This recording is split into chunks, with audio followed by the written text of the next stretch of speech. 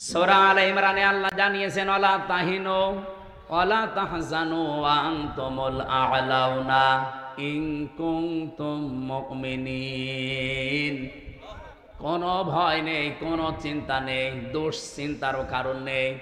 ওয়া আনতুমুল আ'লাউনা, এখানে আলেম আছে কিনা আমি জানি না, এখানে শব্দ ছিল আনতুম আ'লাউনা, অথচ আল্লাহ পাক আ'লাউনার আগে আলিফ লাম লাগিয়ে দিয়ে নির্দিষ্ট করে দিয়েছেন। আরবি গ্রামার অনুযায়ী মুবতাদা যদি মারিফা নির্দিষ্ট হয়, খবর হবে নাকেরা অনির্দিষ্ট।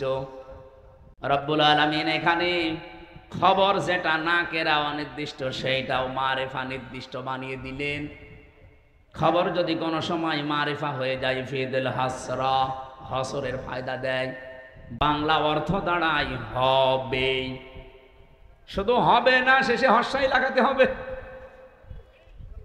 আল্লাহ পাক যেহেতু গ্যারান্টি দিলেন নিজে যে বিজয় তোমরা হবে যদি শুধুমাত্র মুমিন হতে পারো। বাংলার মুসলমানেরা জবান খুলে বলবেন বিজয় দেওয়ার একচ্ছত্র মালিকানা কার? মুমিন হওয়ার দায়িত্ব কার? আল্লাহ মুমিন হবে, আর আপনি কি করবেন? হ্যাঁ, না হয়নি ভাই। আল্লাহ তো মুমিন আছে, ওনার নামই তো মুমিন। সুতরাং আপনাকে মুমিন হওয়ার শর্ত লাগিয়েছে আল্লাহ। যদি এবার আমরা সত্যিকারের মুমিন হতে পারি, মাস্ট বি আল্লাহ তার কথা রাখবে। নাকি আল্লাহ এরকম যে সকালে এক কথা আর বিকালে আর এক কথা বলে? রব্বুল আলামিন বলেন আতাম্মাত কালিমাতু রাব্বিকা সিদকাও ওয়া আদলা লা মুবাদদিলা লিকালিমাতি ওয়া হুয়াস সামিউল আলিম। সূরা আনআমের 115 নম্বর আয়াতের ভেতরে পাবেন 8 নাম্বার পারার প্রথম নাম্বার পৃষ্ঠার 11 নাম্বার লাইনে আছে। যত তাফসীর আমি পড়েছি আয়াত নিয়ে, আমার কাছে এই তিনটা বিষয় ধরা পড়েছে। আল্লাহ পাক বলেন, হে নবী, আমি যে কালাম পাঠালাম এর প্রত্যেকটা কথা সত্য। 2 নম্বরে সিদক ওয়া আদলা, এটা ন্যায় ইনসাফ দিয়ে পরিপূর্ণ। 3 নম্বরে আমার কোরআনে আমি যা বললাম কিয়ামত পর্যন্ত কোনো পরিবর্ধন নেই, যা বলেছি ওটা হবে। এই জন্য আমরা এত সাহস নিয়ে বলতে পারছি এবার ইসলাম জায়গা মতো যাবে ইনশাআল্লাহ। এই জন্য যারা এখনো দদুল্লামার অবস্থায় আছেন যে জমি বাবার পাই কি না পাই, এ ধান্দা কি ভালো? আপনি তাহলে মনে হয় অন্য কারো সন্তান। বাংলাদেশের বৈধ নাগরিক আমরা, 92% মানুষ আমরা এখানে মুসলমান। এবার আপনি 100% বিশ্বাস নিয়ে বাড়ি যেতে পারেন। যেভাবে জোয়ার উঠেছে, ঝড় উঠলে ঝরা পাতাগুলো আকাশে ওঠে। এবার ঝড় উঠেছে, অবশ্যই এই ঝড়ে কেউ কেউ যারা আমরা পড়ে আছি নিচে, আমাদেরকে আল্লাহ উপরে তোলার জন্যে এই ঝড় সৃষ্টি করে দিয়েছে। জাহাঙ্গীরনগর বিশ্ববিদ্যালয়ে মুসলিম শব্দ পর্যন্ত বাদ দেওয়া হয়েছিল। ইসলামী সাবজেক্ট যে কয়টা ছিল, কেউ পরিচয় দিলে তাকে হত্যা করা কোনো ব্যাপারই না, এরকম জায়গা ওইটা। অথচ সেখানে আজ নারায়ে তাকবীর আল্লাহু আকবার ধ্বনি উঠতেছে। এটা একটা আশ্চর্য না? এতগুলো কাজ আল্লাহ যখন করে দিচ্ছে সামনে রাখছো চক্ষু যাই আছে, আমার মনে হচ্ছে আল্লাহ সবগুলোতে বিজয় দেবে ইনশাআল্লাহ। দল মত জাতি বর্ণ ধর্ম নির্বিশেষে, যেহেতু গোবিন্দগঞ্জ নাম শুনলে বোঝা যাচ্ছে এখানে অন্য ধর্মের লোক আছে, এজন্য সবাইকে নিয়ে আমরা আল্লাহর দরবারে শুকরিয়া জানাচ্ছি, যেহেতু তাদেরও মালিক আল্লাহ। তাদের মালিক কে? শুক্রবার ছিল, জুমার নামাজ পড়ে আমি ওদের যে কেন্দ্রীয় মন্দির, ওই মন্দিরে গিয়েছিলাম। ওখানকার যিনি কেন্দ্রীয় মন্দিরের সভাপতি, সবার সাথে কথা বলার পরে প্রায় 100 ঘর হিন্দু আছে ওই পাড়াতে। ওনারা আমাকে আশ্বস্ত করেছে যে এবার আপনাকে আমরা ভোট দেব, কিন্তু আমাদের যে দাবিগুলো আছে আমরা যেন আতঙ্কে না থাকি, এইটা আপনারা দেখবেন। আমরা গ্যারান্টি দিয়েছি যে ইসলাম যদি আসে এই দেশের কোনো ধর্মের মানুষ আতঙ্কে থাকবে না ইনশাআল্লাহ। আপনার ধর্ম আপনি পালন করেন, আমার দাওয়াত দেওয়ার দরকার আমি দেব। কি কথা বলেন না কেন? সুতরাং দলমত নির্বিশেষে যারা এসেছেন, আসেন আমরা আমাদের মালিক যিনি সত্যিকারের মালিক তার দরবারে শুকরিয়া আদায় করি, বলেন আলহামদুলিল্লাহ। এই পৃথিবীতে আল্লাহ যখন খুশি হয় কারো উপরে, এই এদিকে তাকান, এখানে একটু নড়াচড়া কম করে, আমরা একটা ক্লাস করব ঘন্টাখানিক, থাকবেন তো? এই পৃথিবীতে আল্লাহ যখন কারো উপরে খুশি হয় তখন তার বাড়িতে আল্লাহ কন্যা সন্তান পাঠায়। তাহলে যাদের মেয়ে আছে আপনি বিশ্বাস করতে পারেন যে আল্লাহ আপনার উপরে অন্তত খুশি হয়েছে। মেয়ে হলে খুশি হয় আল্লাহ, কিন্তু যার মেয়ে হয়েছে এই লোকটা নারাজ, এরকম মানুষ নেই? আপনাদেরকে আহ্বান জানাচ্ছি, আল্লাহ যেই কাজ করতে পেরে উনি খুশি, আমরা ওই কাজ পেয়ে খুশি কিনা বলেন তো? আজকে থেকে আর রাগ করবেন না। আপনি জান্নাত পাবেন কি পাবেন না সে গ্যারান্টি কিন্তু আপনি নিজেও দিতে পারেন না, পারেন না। কিন্তু আমি গ্যারান্টি দিতে পারি, যার মেয়ে বাড়িতে একটা মেয়ে আছে, যদি 3টা দায়িত্ব পালন করতে পারেন মাস্ট বি আপনি একটা জান্নাত পাবেন। না আমারও ভুল হয়েছে, একটা জান্নাতের কথা আমি কোরআন আর হাদিসে পাইনি। কোন মানুষ যদি পৃথিবীতে একটা মেয়ে লোকের জন্য 3টা কাজ করে আল্লাহ তাকে জান্নাত দেবেন, এই কথা পেয়েছি। কিন্তু যত জায়গায় আপনি জান্নাতের বর্ণনা দেখতে পাবেন কোরআনে, আপনি দেখবেন অধিকাংশ জায়গায় আল্লাহ বহু বচন দিয়েছেন। আপনি একটু চেষ্টা করেন কোরআনের এই আয়াতটা বোঝার। জান্নাতিন তাজরি মিন তাহতিহাল আনহার ওয়া মাসাকিনা তাইয়্যিবাতান ফি জান্নাতি আদন। এই যে শব্দের ভেতরে 2টা জান্নাত বললাম, 2টাই কিন্তু বহু বচন। আল্লাহ এক বচন দিতে পারতেন, একটা জান্নাত বহু বচন, মাসাকিন বহু বচন দিলেন কেন? আমরা যারা আরবি গ্রামার বুঝি, পৃথিবীর বহু ভাষায় আমরা দেখেছি এক বচন বহু বচন আছে, কিন্তু আরবের নিয়মটা আলাদা। এখানে এক বচন আছে, দ্বিবচন আছে, বহু বচন আছে। আমি আয়াতটা নিয়ে গবেষণা করলাম, যে চিন্তা করে দেখলাম যে আল্লাহ জান্নাতের কথা বলতে গেলে খালি বহু বচন লাগিয়েছেন কেন? যেহেতু আরবিতে এক বচনের পরে দ্বিবচন হয়, এরপরে 2-এর উপরে গেলে সেটা বহু বচন হয়। রব্বুল আলামিন তাফসীর পড়তে গিয়ে আমার মাথায় এসেছে এটা, পৃথিবীতে মানুষকে যদি আল্লাহ জান্নাত দেয়, যেহেতু বহু বচন আছে, কম পক্ষে 2 হলে বহু বচন হয় না, 3 হওয়া লাগে।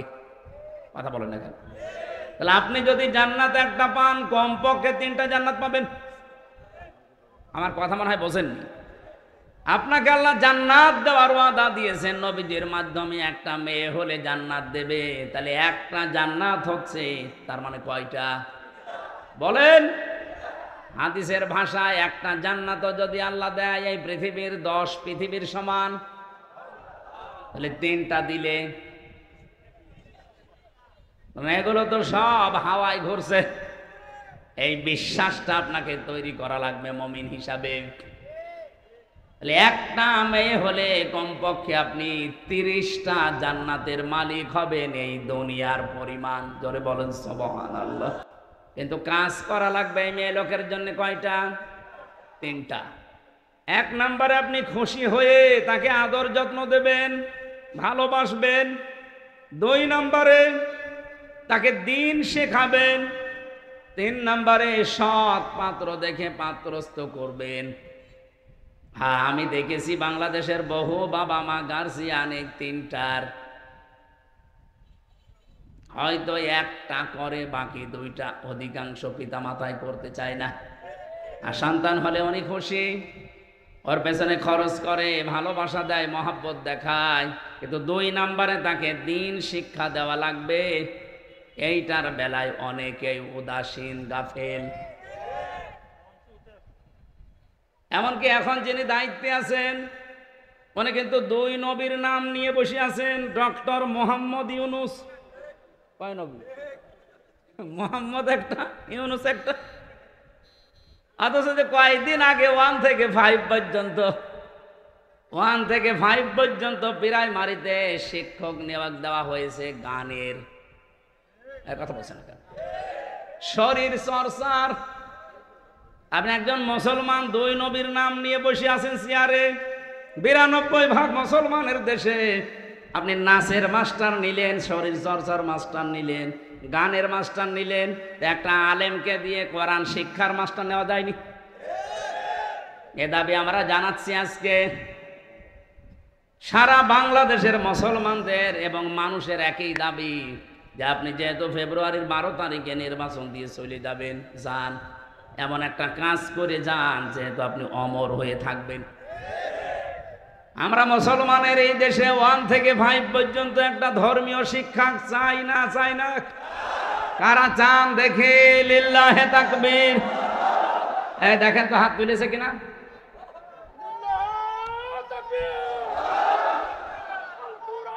আলহামদুলিল্লাহ। আমাদের এই দাবি যদি ডক্টর মোহাম্মদ ইউনূস পর্যন্ত, আমি জানি যে যাবে, কারণ কত ফেরেশতা বসে আছে দেখেন। এই যে কিরামান কাতিবিন না, পৌঁছিয়ে দেবে জায়গা পর্যন্ত। ওনার কান পর্যন্ত যাওয়ার পরও যদি কিছু নাও করে, আমার আরশ পর্যন্ত চলে গেছে।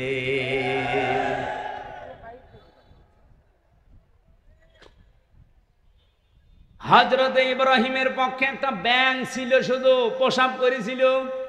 ফেরেশতা জিবরাইল এসে ডাক দিয়েছে, এতটুকু পেশাবে নমরুদের বিশাল অগ্নিকুণ্ড কিছুই হবে না। ব্যাঙ ওই দিন বলেছে, ফেরেশতা আমি জানি আমার পেশাবে কিছু হবে না, কারণ এত প্রজ্বলিত আগুন 1 কিলোমিটার উপর দিয়ে যদি পাখি উড়ে যায়, ঝলসে পড়ে যায়, কি দাও দাও করছে আগুন।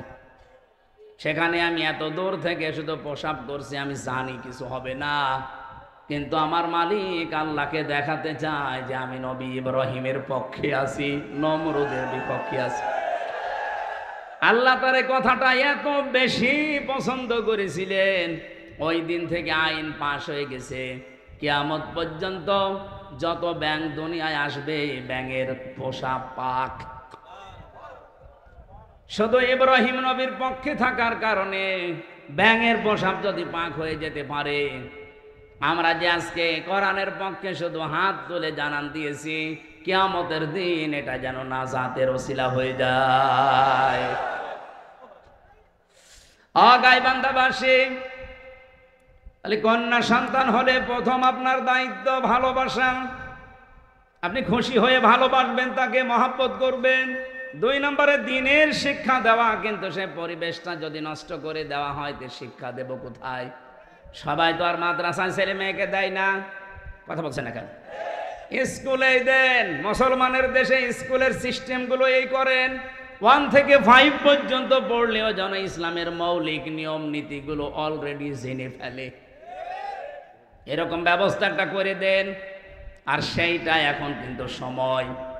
আগে যারা ছিল, আমি নাম নিতেও ঘৃণা করি, এই জালেমা মহিলার, ওরা 1 থেকে 5 পর্যন্ত পড়ার পরে একটা ছেলে বৃত্তি পরীক্ষা দেয়। আমি নিজেও বৃত্তি দিয়েছি। এরপরে 8এও বৃত্তি পরীক্ষা আছে। 100 মার্কের কোরআন আর হাদিস ছিল আগে, আমি নিজে পরীক্ষা দিয়েছিলাম। কিন্তু 15.5 বছরে জালেমা যাদের দায়িত্ব দিয়েছিল, এই শিক্ষামন্ত্রী নামে কলঙ্ক, এই নাস্তিকগুলো 1 থেকে 5-এ পড়ার পর বৃত্তি পরীক্ষা দেবে, 100 মার্কের কোরআন হাদিসের শয়তানরা তুলে দিয়েছে। আমরা চাই ওইটা আবার পূর্ণবহাল করা হোক। কথা বলে না কেন? আরে মানুষ পরীক্ষার ছলে হলেও পড়ে, ওটা যদি সিলেবাসে না থাকে, ও তো আস্তে আস্তে সবই ভুলে যাবে। গত বছর আমি জেল থেকে বের হওয়ার পরে একটা মাহফিলে এসেছিলাম, এই যে পাশের জেলা নীলফামারী।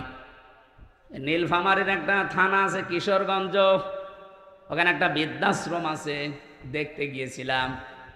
যে দেখি এদিকে 25 জন মা, এদিকে 25 জন বাবা, মুরব্বী সব বসে আছে। যেই কয়জনের সাথে কথা বলেছি, সবগুলো হাওমাও করে কাঁদছিল। এক মহিলা আমার হাত চেপে ধরে, মুরব্বী মানুষ, বলছে, বাবা আমার 3টা ছেলে মেয়ে, সব বিদেশে থাকে, কিন্তু আজকে আমি এখানে পড়ে আছি এই বৃদ্ধাশ্রমে। বললাম আপনার কি মনে হয় এখানে পড়ে থাকার কারণে বলেন তো? উনি আমার দুইটি কথা বলেছিলেন। এক নম্বরে প্রথম দোষটা আমার, 2 নম্বরের দোষ আমার পুত্রবধূর। প্রথম দোষ আমার এই 3টা ছেলে মেয়ে সব হায়ার এডুকেটেড, অনার্স মাস্টার্স করা, সব বাইরের দেশে থাকে। আমি তাদেরকে দ্বীনের শিক্ষা, কোরআনের শিক্ষাটা ছোটবেলা থেকে দেইনি, এইটা আমার অপরাধ। ঠিক আছে। 2 নম্বরে আমার যে পুত্র বধূ সবগুলো মডার্ন, আল্ট্রা মডার্ন। এরা আমার ছেলেদেরকে কান ভাঙিয়েছে যে এই বুড়ি মানুষ বাড়ি রাখার দরকার নেই।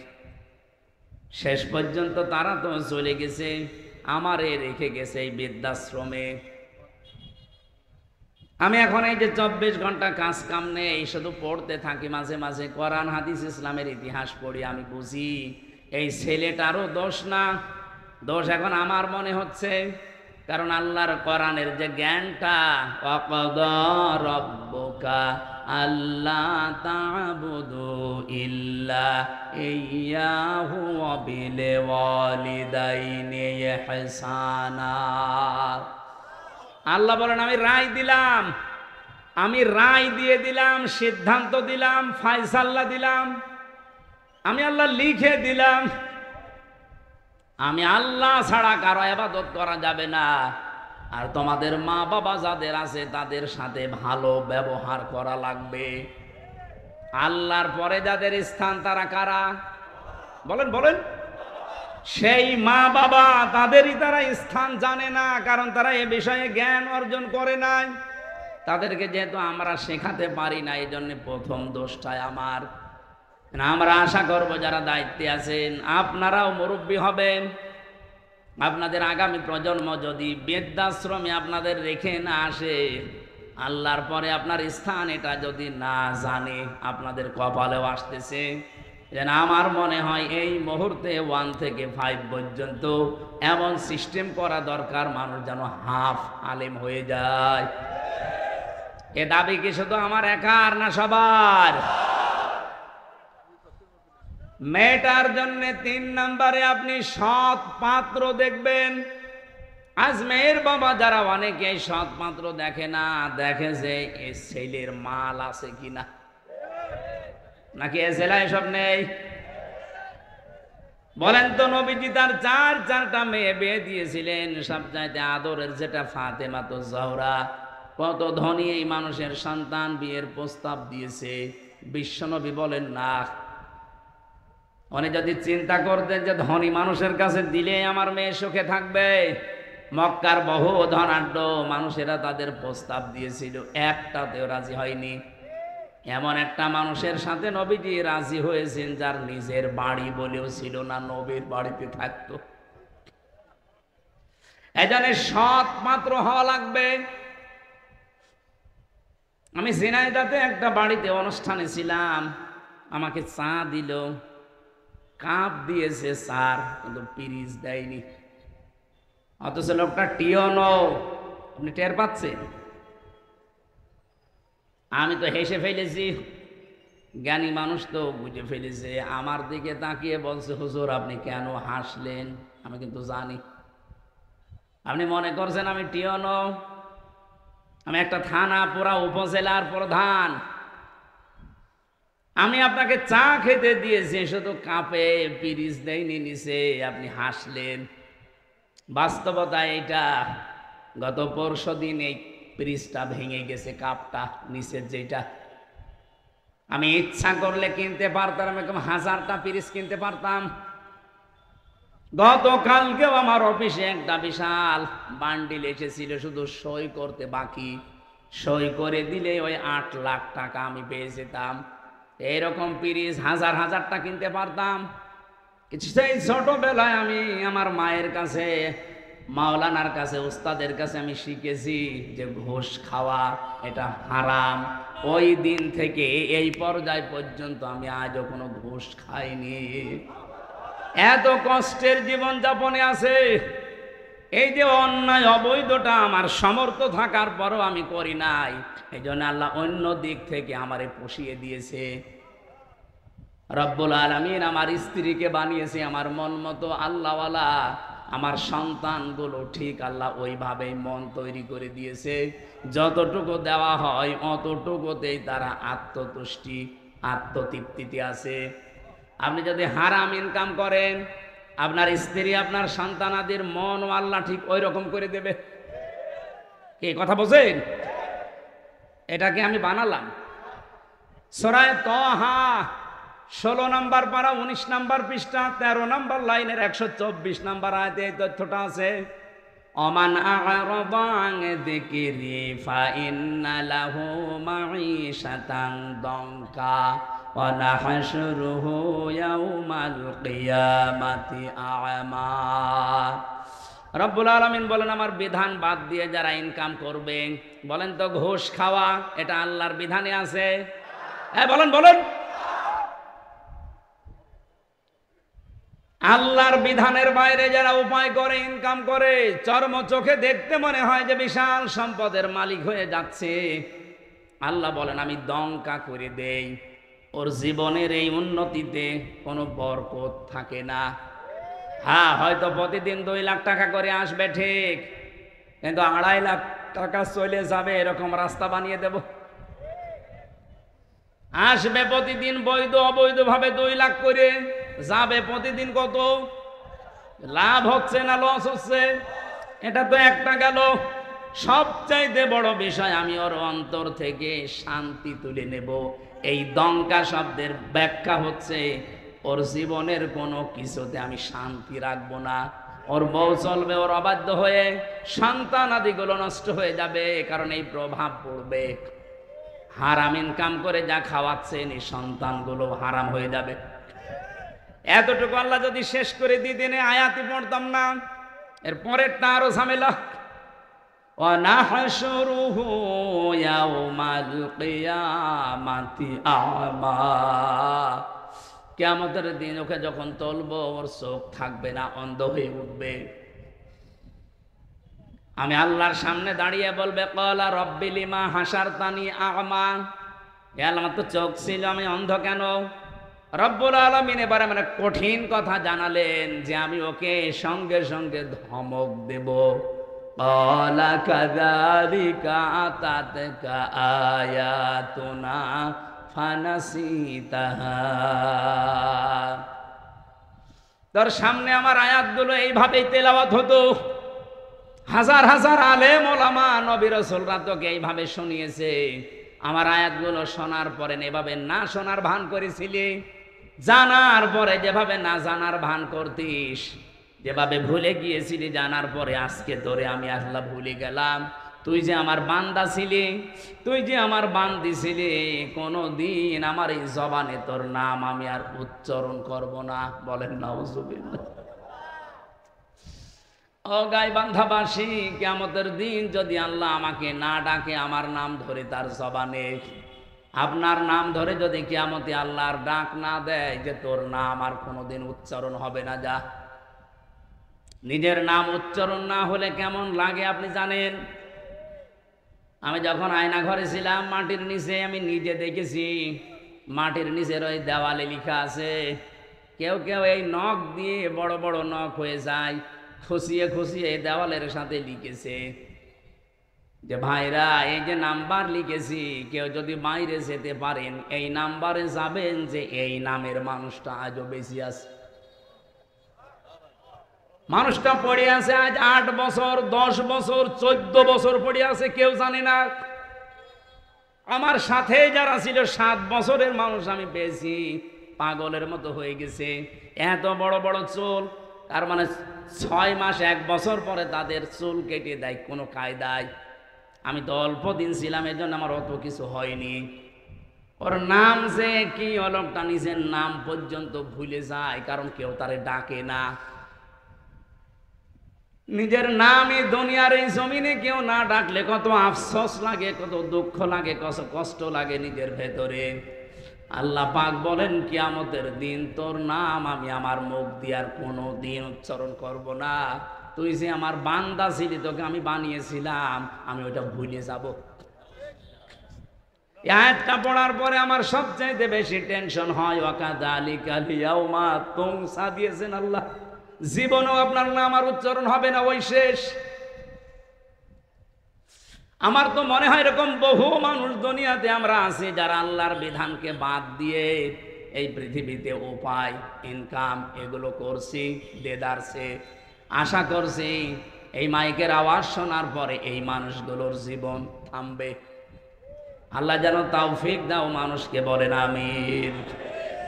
কন্যার সন্তান হলে যে দায়িত্বগুলো পালন করা লাগে, এগুলো যদি সত্যি আমরা করি, আল্লাহ যেহেতু খুশি, উনি জান্নাত দেওয়ার ঘোষণা দিয়েছেন। মেয়ে যাদের আছে আল্লাহ কমপক্ষে যেন 3টা জান্নাতের মালিক তাকে বানান, আমিন। দ্বিতীয় নম্বরে হাদিস হচ্ছে, আল্লাহ যদি ওই লোকটার উপরে আর একটু খুশি হয়, তখন তার বাড়িতে আল্লাহ মেহমান পাঠায়। যদি আর একটু বেশি খুশি হয়, তখন তাকে রোগ ব্যাধি দিয়ে একটু পরীক্ষা চালায়। যদি আল্লাহ আর একটু বেশি খুশি হয়ে যায়, সর্বশেষ তখন ওই এলাকায় আল্লাহ বৃষ্টি নাজিল করে। সিস্টেম অপর পৃষ্ঠায় দেখুন, রব্বুল আলামিন বলেন, এটা হাদিস মুসলিম শরীফ, এই পৃথিবীতে আমি আল্লাহ যদি কারো ওপরে রেগে যাই, তার 1 নম্বরে তাদের ওপরে যে মানুষগুলো দুনিয়ায় যৌতুক খায়।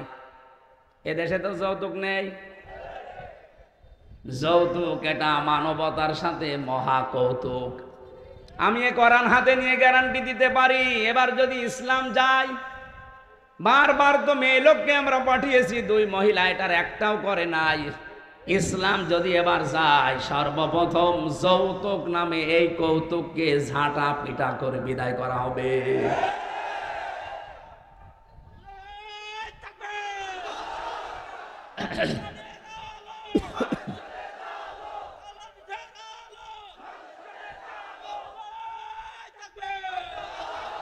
রংপুর বিভাগের মানুষেরা, এটা শুধু যৌতুকের বিষয় না, বহু বাড়িতে আমরা এখনো পর্যন্ত দেখি 200, 300, 500 মানুষকে নিয়ে যাচ্ছে বরযাত্রী। না এই জেলায় এসব নেই? কোথায় পেয়েছেন ভণ্ডামি? বরযাত্রী ইসলামে নেই, বরযাত্রী ইসলামে নেই। এগুলো এসেছে হিন্দুদের সংস্কৃতি থেকে। হ্যাঁ, ইসলামে আছে অলিমা। কি অলিমা করা লাগে? ছেলের বাড়ি না মেয়ের বাড়ি? তা আপনি যদি কিছু করতেই চান, ছেলের বাড়িতে আপনি অনুষ্ঠান করবেন, 200-500 না 1000 মানুষ খাওয়ান, কোনো অসুবিধা নেই। আপনি মেয়ের বাবার বাড়িতে তার অনুমতি ছাড়া, তার সন্তুষ্টি ছাড়া একটা পানও খাওয়া আপনার জন্য জায়েজ নেই। আর আপনি 200 মানুষ নিয়ে খাওয়াচ্ছেন গরুর মতো। আজকে থেকে সিদ্ধান্ত নেওয়া লাগবে যে যেটা ইসলামে নেই, এই বরযাত্রীর দাওয়াত পেলেও আমি আর জীবনে যাব না। কারা কারা রাজি আছেন দেখি? অনেকে হাত তুলছে না। ঠিক আছে, আলহামদুলিল্লাহ। এখানে যারা বিয়ে করেছেন সত্যি করে বলবেন, বিয়ে যারা করেছেন, অলিমা করেছেন, কারা কারা হাত তোলেন তো? আন্দাজে হাত তুলছেন না? ওসি সাহেব হাত তুলতে পারিনি, তার মানে উনি অলিমা করিনি, বরযাত্রী নিয়ে গেছে। সিস্টেম হয়তো জানতো না, আগামীতে এই সিস্টেম বাংলাদেশে থাকবে না। এদেশে যদি মেয়ে বিয়ে করতে চান, আপনি বিয়ে করে নিয়ে এসে অলিমা করবেন ছেলের বাড়িতে। যৌতুকের টাকা না খেয়ে আমার মনে হয় পায়খানা করে খেয়ে ফেলা ভালো। হ্যাঁ, কারণ পায়খানা খেলে মাত্র একটা গুনাহ হবে, কবিরা গুনাহ। আর যৌতুকের টাকা যারা নেন, ডবল গুনাহ হবে, একটা কবিরা আর একটা জুলুমের গুনাহ। যতদিন পর্যন্ত এই টাকা আপনি শ্বশুর শাশুড়িকে ফেরত না দেবেন, ততদিন আল্লাহ আপনাকে মাফ করবে না। বেশি বললে আবার আমিও ঝামেলায় পড়ে যাব, কারণ আমি একটা সাইকেল নিয়েছিলাম, এটা ফেরত দেওয়া লাগবে। আমি যদিও দিয়েছি ওইটা, তারপরেও যদি শ্বশুর বলে না ওই সময় সাইকেল আর এখন সাইকেল দাম আকাশ পাতাল, টাকা আরো দে, অসুবিধা নেই, আমি দিয়ে দেবো। তো যারাই নিয়েছেন দেওয়া লাগবে। এই যে বারবার বরযাত্রী নিষেধ করছি যেতে, অলিমা করার জন্য বলছি, আমার 3টা মেয়ে, আমার বাসা লাগবে না। এই কথা বলে না কেন? না, ইসলামে যেহেতু নেই এই কাজটা, এই সমাজে বন্ধ হওয়া দরকার। এই গাইবান্ধা থেকে এই সংস্কার আরম্ভ হওয়া দরকার ইনশাআল্লাহ। আপনারা আরম্ভ করেন তো সামাজিকভাবে, দেখবেন হয়ে যাবে। সংস্কার যখন চলছে সারা দেশে, এইটা নিয়ে সংস্কার হোক। এদেশে আর কোনো যৌতুক থাকবে? ইসলাম আসলে তো থাকবেই না। আমরা নিজেরাও এখন চেষ্টা চালাবো। 2 নম্বরে আল্লাহ আরেকটু যখন রেগে যান যারা গেবত করে তাদের উপরে, অথচ এই গেবত এখন আমাদের কাছে ঘি ভাতের মতো হয়ে গেছে। 3 নম্বরে আল্লাহ আর একটু যখন রেগে যায় কারো উপরে, যে লোকটা মিথ্যা কথা বলে। এদেশে তার এটা নেই। আগস্টের 5 তারিখের আগের কথা বাদ দেন, আমার তো মনে হচ্ছে আগস্টের 5 তারিখের পরে যত মিথ্যা মামলা আর মিথ্যা সাক্ষী বেড়েছে, নাকি এ জেলায় বন্ধ আছে? সারা দেশের অবস্থায় এক, মিথ্যা মামলা আর মিথ্যা সাক্ষী, এটা 180 মাইল বেগে অনেকে চালাচ্ছে। আরে ভাই, আপনি অত্যাচারিত, আপনার চাইতে আমি কি মাজলুম কম? আমি তো মামলা দিলে, মিথ্যা সাক্ষী জোগাড় করলে 1000টা করা যায়। আমারে বিনা কারণে মিথ্যা একটা মামলা দিয়ে মিথ্যা 4 জন সাক্ষী জোগাড় করে 3 বছর আমারে ফাঁসির কন্ডেম সেলে রেখে দিয়েছিল। আমার বাবার কাছ থেকে ওরা প্রায় 32 লাখ টাকা খেয়েছে। আমার তো এখন তারা যদি মাফ চায়, আমার মনে হয় ওই টাকা ফেরত নেওয়া দরকার। আগস্টের 5 তারিখের পরে খুব বেশি হলেও 9 তারিখের দিকে আমারে কল দিয়েছিল যে ওসি আমার মামলা রায়, বলছে হুজুর মাফ করে দিয়েন। কে আপনি? বলছে আমি সেই মিজান। ও, মাফ তো করে দেব, অসুবিধা নেই, আমার টাকা ফেরত দেন। মাঝে মাঝে বহু টাকা আপনি আমার বাবার কাছ থেকে নিয়েছেন, আমার বাবা সব হিসাব করে রেখেছে, ওই টাকাগুলো ফেরত দেন, আপনারে মাফ করে দেব। কি করলেন এতগুলো টাকা নিয়ে? খেতেও তো পারেন না, যা করেছিলেন এখন পালিয়ে থাকেন। অবৈধ ইনকাম করলে যে কি হয় তার বাস্তব প্রমাণ এই ফ্যাসিস্টরা। কি কথা বলেন না কেন?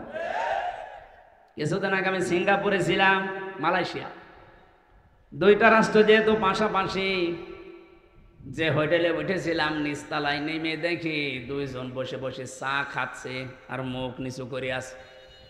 চেহারা দেখে আমি চিনে ফেলেছি, যে সালাম দিলাম, বলছো হুজুর আমরা আগেই পালিয়েছি। আরে ভাই, আপনি তো বলবেন ওয়ালাইকুম আসসালাম, না বলছো হুজুর আমরা আগেই পালিয়েছি।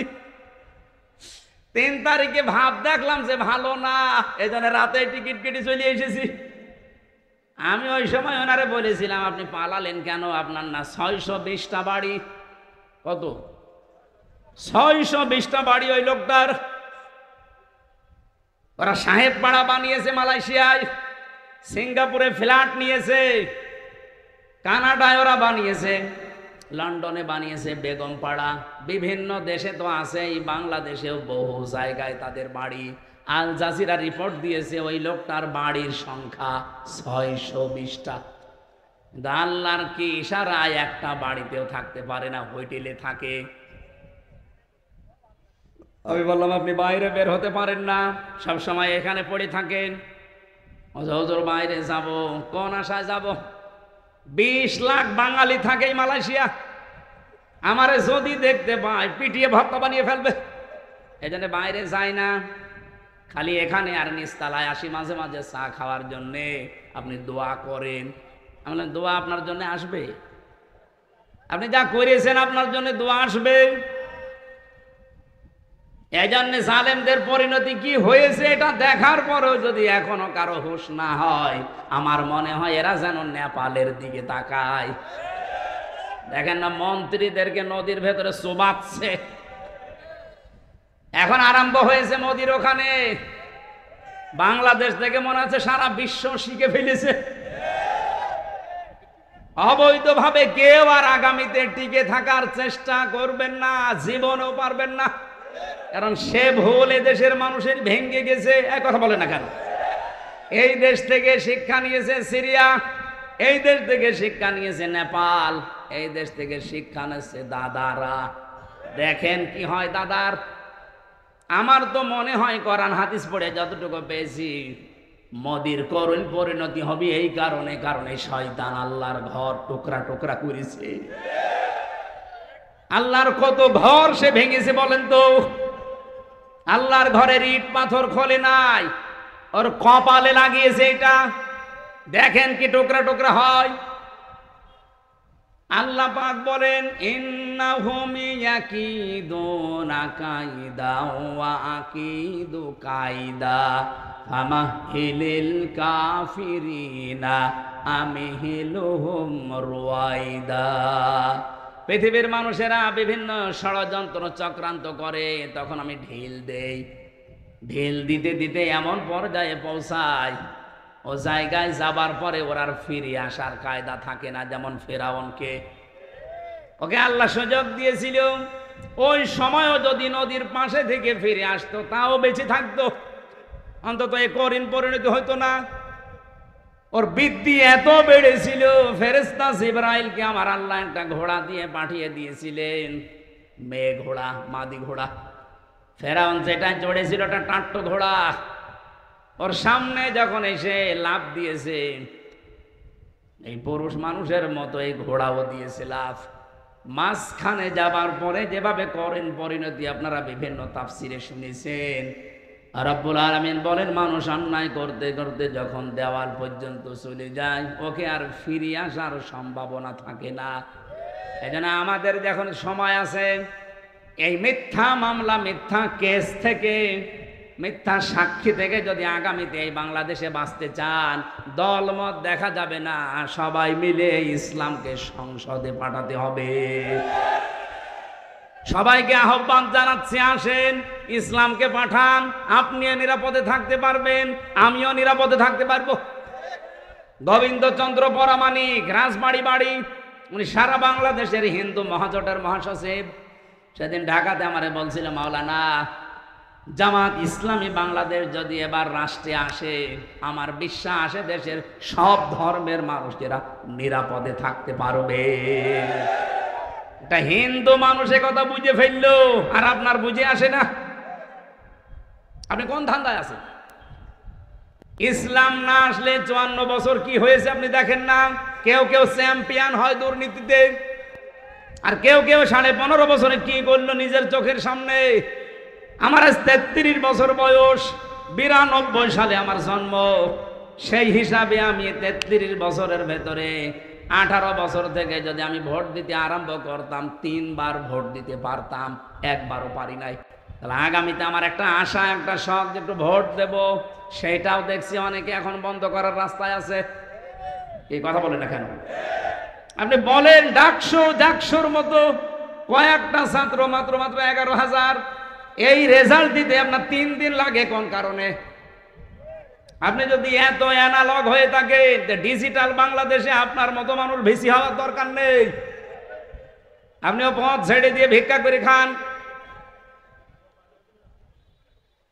11,000-এর যদি এই অবস্থা হয়, 18 কোটি মানুষ যখন ভোট দেবে, বলেন কত বছর লাগবে গণনা করতে? 5 বছর পার হয়ে যাবে না?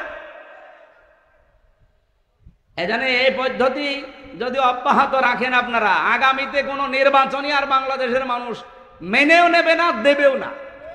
কারণ এই নির্বাচন হচ্ছে সে আগের মতো আবার সেই 9 সাল নাকি 8 সালে হয়েছিল না, এরপরে 14 সাল, এরপরে 18 সাল, এরপরে 24 সাল, যা হয়েছিল আবার যদি ওই রকম হয়, আমরা আশা করছি যারা দায়িত্বে আছে তাদের কোমর যেন সোজা থাকে। কাকে ভয় পান আপনি? এতগুলো মানুষের রক্তের উপরে বসে আছেন, আপনার বিবেকে কিছু বলে না? 2732 জন মানুষের জীবনের উপর আপনারা বসে আছেন। কঠিন সিদ্ধান্ত নিয়ে অটল থাকা দরকার আমার মনে হয় যারা দায়িত্বে আছে। বাংলাদেশে 1628 জন মানুষ এখন আছে, ওসি সাহেব সহ। এই মানুষগুলোকে হযরত ওমরের মতো যেদিন আমরা দেখতে পাবো, এই বাংলাদেশটা মিনি জান্নাত হয়ে যাবে ইনশাআল্লাহ। আল্লাহ পাক একেবারে সর্বশেষ যখন সব চাইতে বেশি রাগান্বিত হয়ে যায় কারো উপরে, যখন দেখে লোকটা সুদ খায়।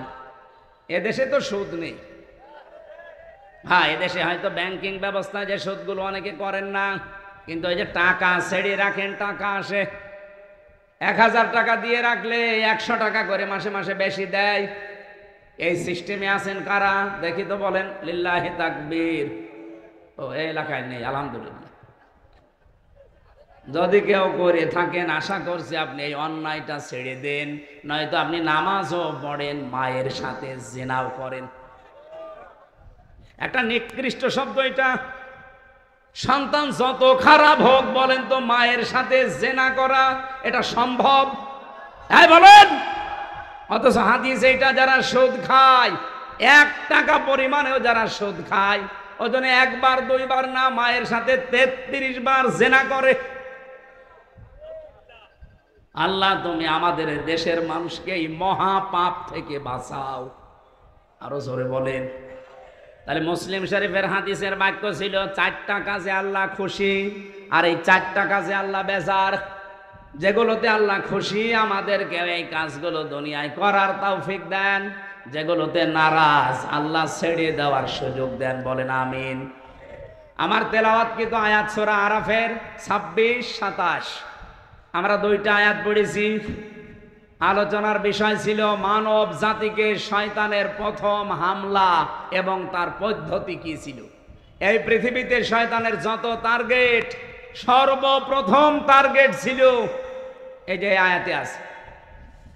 রব্বুল আলামিন বলেন, ইয়া বানি আদম কদ আনজালনা আলাইকুম লিবাসা। হে বনি আদম সন্তান, এখানে লক্ষ্য করেন আল্লাহ কিন্তু ঈমানদারকে ডাকেন নাই, আল্লাহ মুসলমানদেরকে আলাদাভাবে বলেন নাই, ডাক দিয়েছেন ইয়া বানি আদম, হে বনি আদমের সন্তান। বলেন তো অন্যান্য ধর্ম যারা মেনে জরেওয়ালা বনি আদম সন্তান কিনা? বলেন বলেন। তার মানে অন্য ধর্মের লোক যদি আশপাশে থাকেন, সে আপনি হিন্দু হন, খ্রিস্টান হন, বৌদ্ধ হন, যারা আছেন সবাইকে আল্লাহ ডাক দিয়েছেন, কারণ সবার মালিক কে? বলেন বলেন। ওরা হয়তো বাপ দাদার কথা মানতে গিয়ে সরাসরি বলতে পারে না আল্লাহ, কিন্তু মনের ভেতরে এটা ওদের আছে। বিপদে পড়ে দেখবেন তখন কিন্তু আল্লাহ ছাড়া আর কোনো ভগবানের নাম মনে আসে না। কথা বলেন। আমার বরিশালে ছিলাম ছোটবেলায়, যেতাম তখন নৌকায় ব্রিজ ছিল না, হঠাৎ দেখে একটা ঝড় উঠেছে। আমরা তো পড়ছি লা ইলাহা ইল্লা আনতা সুবহানাক। পাশে আমার দেখে এক দাদা হিন্দু আর দাদি, ওরা বলছে লা ইলাহা ইল্লাল্লাহ। কি গো, চেহারা দেখে তো মনে হচ্ছে অন্য ধর্মের লোক। কালেমা পড়েন, মুসলমান হয়েছেন? বলছে না। পড়েন কি করে?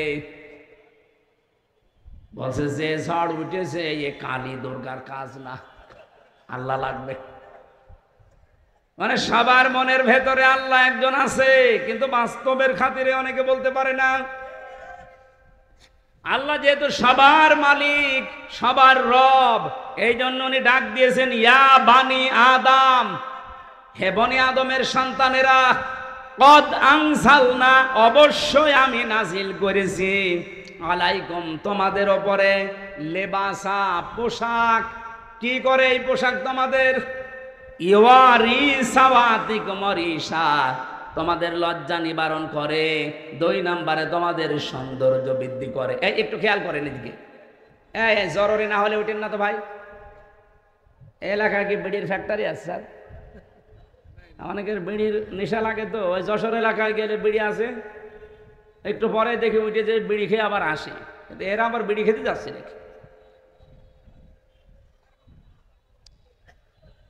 গাইবান্ধা বাসে একটু খেয়াল করেন, এখানে শব্দের ভেতরে আমরা 2টা বিষয় পেলাম।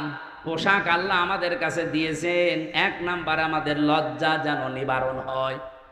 জান্নাতের ভেতর থেকে হযরতে আদম এবং হাওয়া, আমাদের জাতি, আদি পিতা মাতা, এদেরকে বের করে দেবে, এই টার্গেট শয়তানের ছিল না। শয়তানের টার্গেটই ছিল এদেরকে আমি উলঙ্গ অবস্থায় দেখব। এই জন্য শয়তান সবসময় যৌনতা ছড়াতে ভালোবাসে। শয়তান যৌনবাদী, আর আমরা, ওটা তোর বলা যাচ্ছে না মৌলবাদী, ওটা তো এখন গালি করে ফেলেছে মানুষ। শয়তান সব সময় যৌনতা ছড়াতে ভালোবাসে। যারা আজ নিজেদের গোপন অঙ্গগুলো ৮-৬০ পোশাক পরে, ছোটখাটো পোশাক পরে, শরীরের আপত্তিকর জায়গাগুলো মানুষকে দেখিয়ে মজা পান, আপনি নিজে বিশ্বাস করতে পারেন আপনি মানবের আর সন্তান নেই, আপনি শয়তানের সন্তান। পৃথিবীতে আল্লাহর যত সৃষ্টি আল্লাহ বানিয়েছেন 18,000 আমরা বলি, তার চাইতেও বেশি আছে। শুধুমাত্র একটা সৃষ্টি দেখবেন তাদের লজ্জায় স্থান মানুষকে দেখায়, কুকুর। কি এত বড় লেজ উল্টো করে রাখে, মানুষকে দেখায় যে যা দেখবি দেখ। আমার তো মনে হয় এই দেশে যারা নিজেদের উলঙ্গ অর্ধ উলঙ্গ পোশাক আশাক পরে বিভিন্ন গোপন অঙ্গগুলো মানুষকে দেখি আরো আনন্দ পায়, এরা আর কুকুর সমান। আমি এত নিচে নামতাম না। আপনার একটু লজ্জা লাগে না এমন খারাপ পোশাক পরে রাস্তায় আসেন? মানুষ আপনাকে দেখে কত রকমের আজে বাজে, কত রকমের নিম্ন কথা বলে আপনি জানেন? আপনি যখন রাস্তা দিয়ে আপনার বউকে উলঙ্গ অর্ধ উলঙ্গ করে মোটরসাইকেলে নিয়ে যান, কত যুবক রাস্তায় দাঁড়িয়ে বলে মাল গেল। আর আপনার বউকে দেখে যদি কেউ বলে যে মাল গেল, ওই মালের পেটে আর ভালো মাল আল্লাহ দেবে না। কারণ মেয়েদের এই কয়েক ইঞ্চি পেট, এটা খুব দামি জায়গা। এখানে যার নজর যত খারাপ পড়বে ওখান থেকে খারাপ জিনিস ডেলিভারি আসবে। বলে যে হুজুর দোয়া করেন ছেলে যেন আব্দুল কাদের জেলানির মতো হয়। ছেলে আব্দুল কাদের জেলানি এমনি হবে? আপনি আব্দুল কাদের জেলানির জীবনী পড়েন, তার মা কোন ধাঁচের ছিলেন। হযরতে আব্দুল কাদের জেলানি রহমতুল্লাহ আলাইহি যে মায়ের পেটে এসেছিলেন, ওই মা বাসর রাতে, স্বামী বাসর রাতে ঢোকার পরে দৌড় দিয়েছে আবু মুসা জঙ্গি রহমতুল্লাহ আলাইহি। আমি তার জীবনী পড়তে গিয়ে এটা পেয়েছি। স্ত্রী তখন ডাক দিয়ে বলছে, স্বামী আপনি দৌড় দেবেন না, আমার বাবা আপনাকে যেই যেই কয়টা কথা বলেছিল সবই রূপক অর্থে ঠিক আছে। আমার বাবা বলেছিল আমি নাকি অন্ধ, হ্যাঁ আমি অন্ধ। যৌবন পাওয়ার পরে আজ পর্যন্ত আমার চোখ দিয়ে আল্লাহর নিষিদ্ধ কোনো জিনিস আমি দেখি নাই। মেয়েরা যৌবন পায় কখন? এখানে একটা মাসলা বলা দরকার। মেয়েরা এসেছে, সম্মানিতা মা বোনেরা, যখন পয়েন্ট এসেছে আপনাদের মাসলাটা জানা দরকার। মেয়ে মানুষেরা যৌবন প্রাপ্ত হয় যখন তাদের শরীর খারাপ হয়, সেটা 12 বছর 15 বছর 16 বছর যাই হোক, যখনই শরীর খারাপ হবে ওই দিন থেকে তাদের নামাজ এবং রোজা ফরজ। এরপর থেকে বাবার আন্ডারে মায়ের আন্ডারে যতদিন থাকবে, যদি এক ওয়াক্ত নামাজও কাজা করে, যদি না পড়ে যা গোনাহ হবে এই বাবা মার। হ্যাঁ, এখানে আরেকটা বিষয় বলা দরকার। মেয়ে কখন যৌবন পেয়েছে এটা অনেক বাবা জানে না, কিন্তু মা জানে। এক কথা বলছেন কেন? এজন্য মায়েদের উচিত বাবাকে আপনি ইঙ্গিত দেবেন, তোমার মেয়ে কিন্তু এই অবস্থা। সকালে ফজরের নামাজ শুধু নিজে ঢিপ দিয়ে চলে আসবা না, সেজদাটা মেয়েও যেন দেয় সে ব্যবস্থা করো। ও এতদিন তো অভ্যাস ছিল না, ওকে অভ্যাস তৈরি করাও। হয় নিজে ডেকে দাও, নিজে নামাজের তাকিদ দাও, না আমাকে দিয়ে ভালো করে তাকিদ দেওয়াও। কারণ এই মেয়েটা এই যে 12 বছর 13 বছরে যৌবন পেয়েছে, এরপরেও নামাজ পড়ে না। কিয়ামতের দিন যখন আল্লাহ বিচার করতে বসবে, নাজালুহুমা তাহাতা আকদামিনা, তোমাকে আর আমাকে সামনে নিয়ে আল্লাহ বলেন মুখের উপরে জোড়া লাথি দিয়ে জাহান্নামে দেবে। বহু মেয়ে বহু ছেলে জোড়া লাথি মুখে দিয়ে আপনাকে আমাকে জাহান্নামে নেবে, শুধু অসচেতন থাকার কারণে। এজন্য সচেতন হবেন আজকে থেকে মায়েরা। আমি যেদিন যৌবন পেয়েছি ওই দিন থেকে আমার এই চোখ দিয়ে কোনো নিষিদ্ধ জিনিস আমি দেখি না। এই জন্যে বাবা আপনাকে বলেছে আমি নাকি অন্ধ। আমার বাবা বলেছিল আমি ন্যাংরা, হ্যাঁ আমার এই পা দিয়ে হারাম কোনো কাজে আমি যাইনি। বাবা বলেছিল আমি কালা, হ্যাঁ আমার এই কান দিয়ে আমি আজ পর্যন্ত কারো গীবত শুনিনি। বাবা বলেছিল আমি বোবা, আমার এই মুখ দিয়ে হারাম কোনো কথা আমি বের করি না। এই যে এতগুলো কথা শোনার পরে এই বংশে এসেছিল, এই মায়ের পেটে এসেছিল হযরতে আব্দুল কাদের জিলানী। 6 বছর মাত্র বয়স হয়েছে তার। ওনার পুরা জীবনী আমি পড়েছি। ওনার মা নিয়ে গেছে মক্তবে, ওস্তাদ বলছে এই বলো আলিফ। উনি বলছে হুজুর আলিফের অর্থ কি? আলিফের কোনো অর্থ হয় না। উনি ওই দিনই বলেছিল ওস্তাদ আলিফের যদি অর্থ না হয় ও জিনিস আমি পড়ি না, কারণ যে জিনিসের অর্থ নেই ওই জিনিস পড়ি আমি করব কি? আপনি আমাকে অর্থ শেখান। উনি বলছে তুমি জানো আলিফের মানে? হ্যাঁ জানি। বলো দেখি। উনি আলিফ লাম মিম দিয়ে আরম্ভ করেছিলেন, আল্লাহু লা ইলাহা ইল্লাহু আল হাইয়ুল কাইয়্যুম। সূরা বাকারার 255 নাম্বার আয়াত, যেটা আয়াতুল কুরসি বলে আমরা জানি। এ পর্যন্ত তেলাওয়াত করে আসলেন। এবার তিনি আল্লাহর পরিচয় তুলে ধরলেন 10টা। এখানে আল্লাহর 10টা ক্ষমতার কথা আছে। ওস্তাদ কাঁদতে কাঁদতে বেহুশ হয়ে গেছে। হোশ ফেরার পরে বলে, মা আপনার ছেলেকে কোনো জায়গায় মনে হয় পড়িয়েছেন, আমার কাছে নিয়ে এসেছেন পরীক্ষা করার জন্যে। ওস্তাদ বলে না। মা বলছে আমি এই মাত্র আপনার কাছে প্রথম নিয়ে আসলাম, কোনো জায়গায় নিয়ে যাইনি। ওস্তাদ বলছে আপনার তো সৌভাগ্য যে এতটুকু বাচ্চা, এর কোরআনে কারিমের প্রায় 18 পারা পর্যন্ত আয়ত্ত করা আছে। প্রতিটি আয়াত সে সুন্দর করে পড়তে পারে, অনেক আয়াতের অর্থও সে বোঝে। আমাকে আল্লাহর 10টা ক্ষমতা শুনিয়েছে আয়াতুল কুরসি দিয়ে। মা আমার কান্না আরম্ভ করলেন। ওস্তাদ বলে আপনি কাঁদেন কেন? আপনার তো সৌভাগ্য, খুশি হওয়ার কথা। বলে না আমি নিজেও কোরআনের হাফেজা। আমার এই সন্তান পেটে আসার পর আমি প্রতিনিয়ত কোরআন পড়তাম। যখন জন্ম নিয়েছে ফজরের নামাজ পড়ার পরে আমি একে পাশে বসিয়ে বসিয়ে আমি নিজে পড়তাম। আমি দেখেছি আমার আব্দুল কাদের আমার মুখের দিকে তাকিয়ে মুখ মেলাচ্ছে। ওস্তাদ আমার আফসোস হচ্ছে এই কারণে, আমি যদি আর একটু কষ্ট করে পড়াটায় প্রতিদিন পড়তাম, আমার এই ছোট সন্তান এই ছোট বয়সেই কোরআনের হাফেজ হয়ে যেত। আব্দুল কাদের জেলানি এমনি এসেছিল পেটে। আপনার বিয়ের আগেই পেট, সারা দেশের মানুষের দেখা শেষ। এমন ব্লাউজ গায়ে দিয়েছে মনে হচ্ছে ফুটবল খেলার মাঠ। কথা বলছেন না? এই দিক থেকে একটা ফিতা, ওই দিক থেকে আর একটা ফিতা, মাঝখানে দিয়েছে গেরো, ওটা ফুটবল খেলার সেন্টার। কত মানুষ আছে বাসে, নজর ওই দিকে দেয় নাকি? এলাকায় সব নেই? মা বোন যারা এসেছেন নিজেদেরকে রক্ষা করেন। আল্লাহ এর পরের শব্দে দিয়েছেন রিশা, শুধুমাত্র লজ্জা নিবারণ করার জন্য পোশাক দেয়নি, সৌন্দর্য বৃদ্ধি করার জন্য পোশাক আমি দিয়েছি। হ্যাঁ, এখানে ব্যাখ্যা দুইটা। আপনি শুধুমাত্র সৌন্দর্য প্রদর্শন করতে পারেন পোশাক আশাকের মাধ্যমে, বিবাহিতা মেয়েরা তার স্বামীর কাছে। কথা বোঝা যায়নি? আপনি পোশাকের দ্বারা যদি সৌন্দর্য বর্ধন করতে চান করবেন, কিন্তু কার জন্যে? স্বামী ছাড়া পৃথিবীর কারোর জন্য, এমনকি নিজের বাবার জন্যেও মেয়েদের সাজ করা জায়েজ নেই।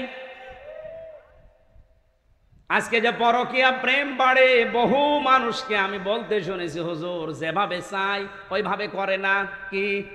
আমি চাই আমার বউ রাতে নাইট ড্রেস পরে থাকবে, ও পরে না, এই জন্য আমি অন্য জায়গায় লাইন করি।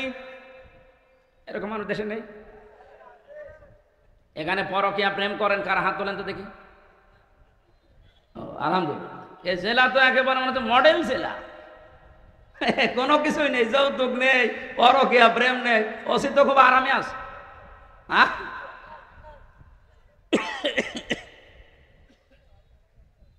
না, মেয়েদের কিছু উদাসীনতার কারণে হাজারো স্বামী খারাপ হয়ে যাচ্ছে।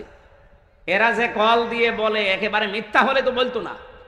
সম্মানিতা মা বোনেরা, এই রিশার ব্যাখ্যা যেটা আপনি কিন্তু ধরা পড়ে যাবে। আশা করছি আপনি একটু অ্যাক্টিভ হবেন এই ব্যাপারে। লিবাসুত তাকওয়া যালিকা খায়র। আল্লাহ বলেন সর্বোত্তম পোশাক হচ্ছে তাকওয়ার পোশাক। প্রশ্ন আসতে পারে তাকওয়ার আবার পোশাক হয়? হ্যাঁ হয়। তাকওয়ার পোশাক কি? এখানে যদি প্রশ্ন করা হয় 100 জনের 98 জন বলতে পারবেন না। লিবাসুত তাকওয়া যালিকা খায়র। আল্লাহ বলেন তাকওয়ার পোশাক সর্বোত্তম। কি এটা জানো? তাকওয়ার পোশাক হচ্ছে আল্লাহর নির্দেশ এবং আদেশ। নিষেধ এবং আদেশগুলো নিজের জীবনে সেট করা, এটা একটা পোশাক। এই পোশাকটা আমাদের দেশে নেই, এমনকি পরিবেশও নেই। একজন মানুষ যেই পোশাক পরবে সে পোশাক পরে টিকে থাকার মতো জায়গাও এ দেশে নেই। ওসি সাহেব চেষ্টা করছে বাঁচার, উনি বাঁচতে পারছে না। ওনার উপরে এমন আল্লাহর ওলি বসে আছে যে ওনাকে খারাপ হতে বাধ্য করে। আমি কি বেশি বলে ফেললাম? এরকম জায়গা দেশে নেই।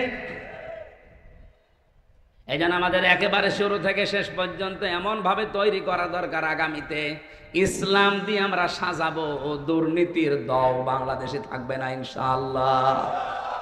বাইরের দেশগুলো ঘোরাঘুরি করে আমার এতটুকু অভিজ্ঞতা হয়েছে, তারা দাঁড়িয়ে গেছে শুধুমাত্র দুর্নীতি আর খাদ্যে ভেজাল তারা দেয় না, এই কারণে। আপনি দেখেন মালয়েশিয়া 2004 সাল থেকে তারা দাঁড়িয়ে গেছে। এই 21 বছরে তারা বিশ্বের মানচিত্রে আজ একটা নাম করা দেশ, আর আমরা 54 বছরেও দাঁড়াতে পারিনি। কারণ দুইটা, এদেশে দুর্নীতি বন্ধ হয় না আর খাদ্যে ভেজাল দেওয়া শেষ হয় না। এই দুইটা কন্ট্রোল করতে পারলে আমাদের দেশও দাঁড়িয়ে যাবে ইনশাআল্লাহ। আর এটা করা একমাত্র সম্ভব ইসলামের জন্য, ইসলাম ছাড়া সম্ভব না। যালিকা মিন আয়াতিল্লাহ, আল্লাহ বলেন এগুলো আমার নিদর্শন। লাআল্লাহুম ইয়াযাক্কারুন, আশা করছে আমার এই ওয়াজ তোমরা মেনে নিবা। সারা দেশের 630টা থানায় কম বেশি আমার যাওয়া লাগছে। আল্লাহ যেহেতু পরিচিত করে দিয়েছে, কোরআনের দাওয়াত নিয়েই যাচ্ছি। আর যে জোয়ার দেখতে পাচ্ছি, যদি এবার ইসলাম আসে, আমি প্রশাসনের পক্ষে কয়েকটা কথা সামনে বলার এবং বাস্তবে রূপ দেওয়ার চেষ্টা চালাবো 100 ভাগ ইনশাআল্লাহ। তার 1 নম্বরে, অন্যান্য দেশে আমি ঘুরেছি বিশ্বে, বাংলাদেশ পুলিশ বৈষম্যের শিকার হয়ে আছে কয়েক দিক থেকে। তারা এই যে দুর্নীতি মুক্ত করতে পারে না, তার 1 নম্বরে কোনো নেতা খেতা নেত্রীর কথা তাদের শোনার দরকার নেই। আগামীতে ইসলাম যদি আসে, তারা চলবে তাদের আইজির কথা মতো। আইজি হবে আবার নিরপেক্ষ। আইজি যদি এই জাহাঙ্গীরনগর ভার্সিটির ভিসির মতো হয়, 3 দিন পরে রেজাল্ট দেবে, তা যে রেজাল্ট দেওয়া দরকার ওইটা দেবে না। এই জন্য আমরা চাইব যে ওনাদের বিভাগটা নিরপেক্ষ থাকবে এবং যত প্রশাসনে মানুষ চাকরি করে এই দেশে সবাই চলবে তাদের এই চেইন অফ কমান্ড অনুযায়ী। কোন নেতা খেতা নেত্রী কে বলবে সেইটার ধার তারা যেন আর না ধারে, সেই ব্যবস্থা আগামীতে করা হবে ইনশাআল্লাহ। 2 নম্বরে, তাদের একটা বিশাল বদনাম আছে যে তারা বাম হাতের ইনকাম করে। এটা আর নেই কারো। কয়েকদিন আগে খুলনা রেঞ্জের ডিআইজি এসেছিল আমাদের কুষ্টিয়ায়। ওনার বাড়ি আপনাদের পাশে বগুড়াতে। ওনার আমি বলছিলাম যে স্যার, আমারও নিয়ে গেছে মেহমান করি, যে এই যে 8 ঘন্টার পরে যারা ডিউটি করে, বাংলাদেশে শুধু পুলিশেরই মনে হয় কোনো ডিউটি শেষ নেই, 24 ঘন্টায় ডিউটি। আমি কি বেশি বললাম স্যার? 24 ঘন্টায় ডিউটি না? পৃথিবীতে আপনি এমন একটা দেশ দেখান তো যে 8 ঘন্টার পরে আরো বেশি ডিউটি করলে তাদের ওভারটাইম দেওয়া হয় না। ওনারা 8 ঘন্টা ডিউটি করবে সরকারি, এরপরে যদি ডিউটি করা লাগে 2-4 ঘন্টা 5 ঘন্টা, 1 মাস পরে হিসাব করে ওভারটাইমের বেতন দেওয়া লাগে। ওনার উপরে ডিপেন্ডেড ওনার মা বাবা ছেলে মেয়ে বউ আরো অনেক আত্মীয় স্বজন আছে। কারণ তারা মনে করে যে প্রশাসনে আছে, ও মনে হয় 2 হাত দিয়ে উপায় করছে। 2 নম্বরে ওনার যে 30, 32, 35, 40, 42 হাজার টাকা বেতন, বলেন এই যে বাজার চলছে, আপনি একটু কথাগুলো বাস্তবে নিয়ে যাবেন। খালি দোষ দিলেই হবে একজনের। এ লোকটার 42 হাজার টাকা মনে করেন বেতন, অথচ 8 ঘন্টা ডিউটির পরে যত ডিউটি করা হয়, এখান থেকে থানা কয় কিলো আমি জানি না, যেখানেই হোক, এখান থেকে থানার এরিয়া কমপক্ষে 25-30 কিলোমিটার আছে সব মিলে। যেখানেই যাবে ওনারা, ওনার মোটরসাইকেল নিয়ে যাক, গাড়ি নিয়ে যাক, জনগণের খেদমতে যাবে তারা পাহারাদার হিসাবে, অথচ তেল কিনা লাগবে, খাবার খাওয়া লাগবে নিজের টাকা দিয়ে। এটা একটা বৈষম্য না? এই জন্যই তো বাম হাতের ইনকাম করা লাগে বাধ্য হয়ে। আর আমরা একবার এই দোষ চাপিয়ে দেই যে পুলিশ মানে ঘুষখোর, ঘুষ খায় কেন? আপনি সেই ব্যবস্থা করে দেন। 8 ঘন্টার পরে ডিউটি করলে ওভারটাইমের টাকা দেওয়া লাগবে, আর যেখানে জনগণের জন্য দায়িত্বে যাবে তাদের খাবারের এবং এই তেল খরচ দেওয়া লাগবে। দেখেন ওরা এরপরে কিছু করে কিনা। এটা ইসলাম আসলে আগামীতে আমরা করব ইনশাআল্লাহ। প্রশাসনের দায়িত্বে আজকে যারা এই মাহফিল শৃঙ্খলা ঠিক রাখার জন্য এসেছেন, আল্লাহ তাদের এই দায়িত্বটা আজকে যেন ইবাদত হিসাবে কবুল করে ইনশাআল্লাহ। মাহফিলের মঞ্চে বসা আছেন সম্মানিত ওলামা ইকরাম। আমি এই শব্দটা আলাদা করে বললাম কেন? কারণ আলেমদের মর্যাদা এত বেশি দিয়েছেন আল্লাহ। ইন্নামা ইয়াখশাল্লাহা মিন ইবাদিহিল উলামা। এই পৃথিবীতে সবচাইতে বেশি ভয় আমি আল্লাহকে করে আলেমরা। কিন্তু আলেম আবার আলেম হওয়া লাগবে। খালি নামের আগে আমার মতো মুফতি লেখা থাকলে আলেম? এখনো পর্যন্ত বাংলাদেশে বহু আলেম, বহু ইমাম, খতিব তারা এই ধান্দায় আছে যে যদি ইসলামের পক্ষে কাজ করি, ইসলাম যদি এবার ক্ষমতায় না যায় তাহলে আমার ইমামতি থাকবে তো। আরে ভাই, আপনি ইমামতি নিয়ে আসেন, আর আপনার এই সন্দেহ কেন হয় যে ইসলাম এবার আসবে না? 92% মুসলমান এই দেশে, আর যে জোয়ার উঠেছে ডাকসু আর জাকসুর পরে, এদেশে আমার বিশ্বাস ইসলাম এবার রাষ্ট্রে যাবে ইনশাআল্লাহ।